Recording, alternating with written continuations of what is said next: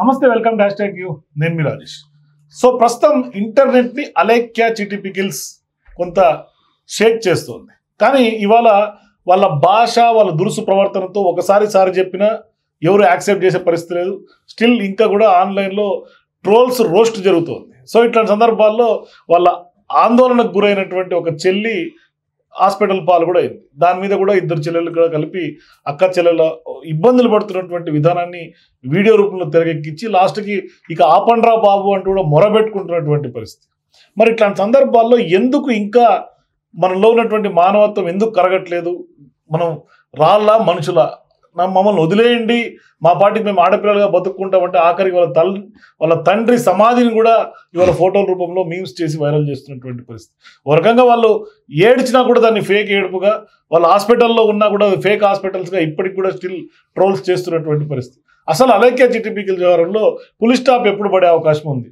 అన్వేషణ వేడుకున్నా వినేటట్లేరు. ప్రజలందరూ కూడా ఇవాళ కోరుకుంటున్నా వదిలేయండి బాబు అని మొరబెట్టుకుంటున్నా కూడా ఈ వివాదం ఆగే పరిస్థితులు కనిపించట్లా. మాట్లాడదాం, ఏం జరగబోతుందో మాట్లాడదాం. మనతో film critic Dasari Vignan join అవుతాం, డిస్కస్ చేద్దాం. సార్ నమస్తే. ఏంటి సార్, ఇప్పుడు అలేఖ్య చిట్టి పికిల్స్ గురించి మనం గతంలో కూడా ఒకసారి మాట్లాడుకున్నాం. ఏం జరిగి ఉంటుంది వాళ్ళ వ్యవహారం అంతా కూడా మనం తెర మీద తీసుకొచ్చాం. కానీ ఇప్పుడు తాజాగా అలేఖ్య చిట్టి పికిల్స్ వ్యవహారంలో వాళ్ళు వదిలేయండి అంటే కూడా ఇంకా కూడా వాళ్ళ మీద పడటం, వాళ్ళని ఇబ్బందులకు గురి చేయటం, వాళ్ళ ఆందోళనకు గురి ఆసుపత్రికి పాలవటం, లో బీపీ అయిపోవటం, ఆక్సిజన్లు పెట్టుకునే పరిస్థితికి తీసుకురావటం. ఒకవేళ ఆ ముగ్గురు సిస్టర్స్ బ్రేవ్గా నిలబడుకున్నారు కాబట్టి ఇప్పటిదాకా నడిపించారు. ఇప్పుడు హాస్పిటల్లోకి వెళ్ళిపోయిన తర్వాత వాళ్ళ మనోధైర్యాన్ని, ఆత్మస్థైర్యం దెబ్బతీసేలాగా కొంత ఈ social media, dark side of social media లాగా చూస్తే ఒక రకంగా చెప్పాలంటే ఇది కరెక్ట్ కాదేమో అని అనిపిస్తుంది. విషయం ఏంటంటే అసలు యాక్చువల్గా ఈ వ్యవహారం ఎలా ఉండదు తెలుసా? 50-50లో రన్ అయ్యేది, లేకపోతే కొంచెం వీళ్ళ వైపే సింపతి ఉండేలాగా రన్ అయ్యేది. వీళ్ళు లేటుగా స్పందించేసరికి అది కాస్త బెడ్స్ కొట్టింది. అంటే వాళ్ళు బలుపు కారణంగా స్పందించట్లేదు అని అనుకున్నారా? లే అంటే ఏమైందో చూస్తున్నారు పాపం ఆ టైంకి. అంటే సడన్ షాక్ కదా, మేబీ సడన్ షాక్. అది కొంతమందికి ఉంటుందిలే అసలు ఏంటిది అని. విషయం ఏంటి, ఇప్పుడు అలేఖ్య చిట్టి ఎవరినో తిట్టింది. రమ్య ఇచ్చిన వివరణ కూడా పాపం డ్యామేజ్ కంట్రోల్కి ట్రై చేసింది, కానీ అది రీచ్ అవ్వాలి. అప్పటికే జరగాల్సిన డ్యామేజ్ అంతా అయిపోయింది. రమ్య ఇచ్చిన దాన్ని మనం ఇంకొకసారి మనం మళ్ళీ రీవెరిఫికేషన్ చేస్తే తను ఏం చెప్పింది, బేసిక్గా నిజమే. ఆడపిల్లలు ఇన్స్టాలో డ్యాన్స్లు వేసుకుంటూ వీడియోలు పెడితే చాలామంది ఫాలోవర్స్ వచ్చారు. నెంబర్ వేస్తే మేము ఏదో వ్యాపారం పెడుతున్నామండి అని. ఖచ్చితంగా వ్యాపారం గురించి మాట్లాడే వాళ్ళు 10% ఉంటే వీళ్ళని గోకడానికి ట్రై చేసే వాళ్ళే 90 మంది ఉంటారు. పైగా వీళ్ళు ఫేమస్ అయింది ఇన్స్టాలో. ఇన్స్టా రీల్స్ చూసే వాళ్ళు ఎలా ఉంటారో మనకు తెలిసిన వాళ్ళే కదా. అండ్ నా ఇంకొకటి, వాళ్ళు రీల్స్ చేయటమో లేకుంటే ఎక్స్పోజింగ్ చేస్తారు, రీల్స్ చేయటమో, లాస్ట్కి ఫేమస్ చెఫ్లు కూడా బ్రెస్ట్ చూపించి పికిల్స్ అమ్మటం ఏంటి అని కూడా ఇవాళ రేపు కామెంట్స్. అది అంత చండాలంగా చూడొద్దులేదు, అది వాళ్ళ బట్టలు వాళ్ళ ఇష్టం. మరి ఎందుకు అంటే ఒక డ్రెస్ ని డిక్టేట్ చేయటం, వాళ్ళని డిక్టేట్ చేయటం, ఒక రకంగా అంచనాకు వచ్చేయటం వ్యక్తుల్ని, ఎందుకు ఆ విధంగా అనేది కూడా అర్థం కావట్లేదు. ఇక్కడ విషయం చూస్తే ఫస్ట్ వైరల్ అయిన దానికి కూడా నీ రేట్ మరీ ఎక్స్పెన్సివ్గా ఉంది అన్నందుకు ఆవిడ తిట్టింది. అందరు మళ్ళీ పట్టించుకోండి ఒకసారి ఇదే పదాన్ని. నీ రేటు చాలా ఎక్స్పెన్సివ్గా ఉన్నాయని, మీ పచ్చడి రేట్లు చాలా ఎక్స్పెన్సివ్ ఉన్నాయని అనలేవాడు. మనం ఇప్పటిదాకా బాగా మాట్లాడు, ఎంతో ఇన్నోసెంట్ కస్టమరు, తెగ తిట్టేసావు, అసలు వాడు ఏమైపోతాడో, వాడి ఫైనాన్షియల్ స్టేటస్ తిట్టావు అన్నారే. కానీ స్టార్టింగ్ నేను కూడా ఆవేశంగా తిట్టా, కాదనలో. ఇంకొకసారి చూద్దాం, ఏదైనా సరే వెంటనే డెసిషన్ తీసుకోవద్దు, 2 చేతులు కలిస్తేనే చెప్పట్లండి. ఈమె తిట్టినప్పటి నుంచి వైరల్ అవుతుంది. అంతకు ముందు ఏం జరిగింది ఎవరికైనా చెప్పారు, మాకు చాలా వరకు వల్గర్ కామెంట్స్ వస్తున్నాయి, మొరబెట్టుకున్నారు కూడా. అప్పట్లో ఎవరు సపోర్ట్ రాలేదు, అప్పట్లో ఇంత వైరల్ కూడా కావలేదు. అంటే వాళ్ళు లేట్గా చెప్పింది. ఇది వైరల్ అయిన వెంటనే అసలు జరిగింది అది కాదు, వీడు ఏమన్నాడో తెలుసా చూడండి అని కూడా పెడితే అప్పటికి వివాదం అక్కడ క్లోజ్ అయ్యేది. ఎవరెవరెవరే అంత మాట అంటావు ఆడపిల్లలను పట్టుకొని, బాగా చెప్పావు, ఇట్లాంటి వాళ్ళకి అలాగే బుద్ధి చెప్పాలని ఈవిడ వైపు వచ్చేవాళ్ళు. ఇంకా తిట్టి వీడియో చేసి ఇంకా బాగుండేది. అది కాకుండా సైలెంట్ అయ్యాడు. 72 hours 48 hours సైలెంట్ అయింది. ఆ తర్వాత వచ్చింది నేను ఇప్పుడు ఇచ్చుకుంటున్నాను ఎక్స్ప్లెనేషన్. అప్పటికి డ్యామేజ్ జరిగిపోయింది, ఇంకేం అనలేము దాన్ని. సో నీ రేట్ ఎంత అని అడిగినందుకు ఆమెకు మండింది. మీ పచ్చళ్ళు చాలా ఎక్స్పెన్సివ్ ఉన్నాయని అలా, నీ రేటు చాలా ఎక్స్పెన్సివ్ ఉంది అన్నాడు వాడు. అక్కడ నుంచి జరిగిన ఇష్యూ. ఆ పిల్లకి కూడా తెలియదు ఇలా చెప్దామని, వాళ్ళు ఆల్రెడీ మైండ్ బ్లాక్ అయి ఉన్నారు. మనం మళ్ళీ ఒక్కసారి క్లుప్తంగా అన్నీ చూస్తే నాకు అర్థమైన విషయం ఇది. అండ్ నెక్స్ట్ ఆ పిల్ల ఇచ్చిన ఎక్స్ప్లెనేషన్ కూడా కొంచెం వ్యాలిడే. మేము ఇట్లా నెంబర్ వేస్తున్నామండి, మేము డ్యాన్స్లు వేస్తున్నామని, మేము ఇష్టం ఉన్నట్టు మమ్మల్ని రకరకాలుగా అది ఇది అని అంటున్నారు, మాతో పాటు మా అమ్మని నాన్నని కూడా తిడుతున్నారు. సో మేము అయినప్పటికీ ఓపిక్గా మనం మార్కెట్లో ఉన్నాం, బిజినెస్ ఇలాగే చేసుకోవాలని చెప్పేసి వాళ్ళకంటే మా అక్క అందుకు తిట్టింది. లేకపోతే వాడు చేసిన పని మీకు తెలియదు, అది నోటితో చెప్పడం కాదు, వాడు ఇలా అన్నాడని ఒక మెసేజ్ పెట్టున్నా బాగుండేది యాక్చువల్లీ. సరే జరిగిందేదో అయిపోయింది. ఇప్పుడు వీళ్ళ ఇంకొకటి చుట్టుకుంది.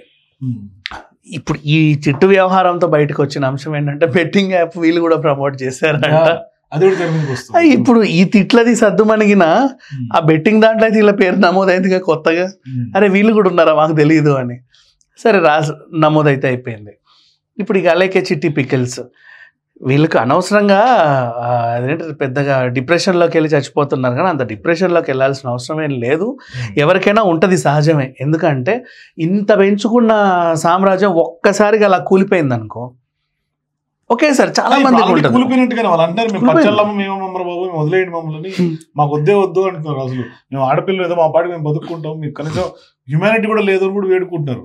ఇష్టం తిట్టేస్తారు. ఈవెన్ సెలబ్రిటీలు కూడా వీళ్ళ మీద మేములు చేసేసరికి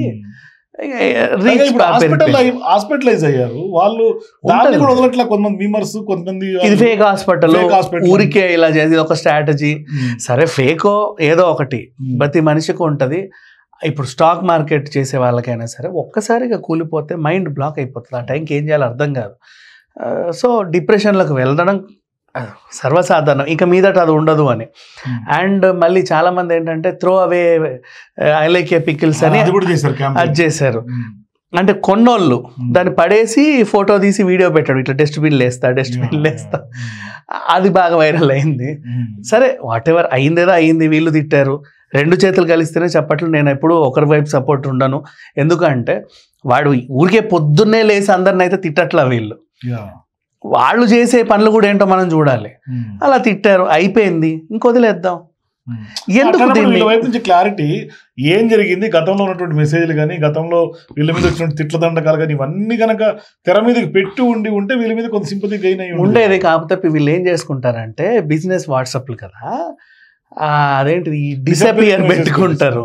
అంటే ఇంత అయిపోతుంది కదా బ్రో, అంతమంది మెసేజ్లు చేస్తా ఉంటే నిండిపోతుంది అది. అంటే ఇంత బిజినెస్ ఆర్డర్లు వచ్చినప్పుడు ఫోన్ స్ట్రక్ అయింది అనుకో. పైగా వీళ్ళు ఇన్స్టాలో బాగా సెలబ్రిటీలు అయ్యారు, ఫాలోవర్స్ పెరిగారు.